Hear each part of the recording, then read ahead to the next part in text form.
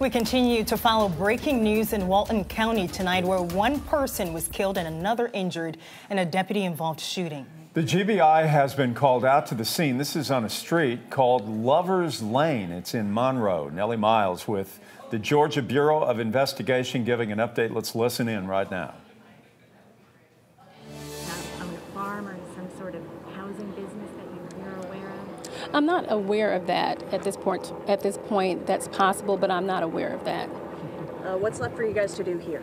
Well, right now they're interviewing witnesses. We have to process the scene, and there's going to be, of course, an autopsy done by Hollis. We still have to determine where the injuries came from that family member. So there's still very much work to do. Typically, these officer-involved shooting investigations take about 60 to 90 days to complete, but they are a top priority for the GBI.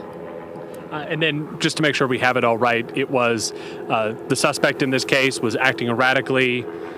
Family members called 911, and then can you take us from there after what happened? That's right. The suspect was acting erratically. Family members called 911. The officers arrived. They go into the home with one of the family members. The family member was there to try to calm him down. During the encounter, Hollis did raise his gun, and that's when one deputy did fire shots, which eventually ended up killing Hollis. Do we know at any point, did Hollis threaten a number of family members in the home? I don't have those details yet. Right now, the information is coming in that he was causing disturbance, he had a gun, and they were very concerned.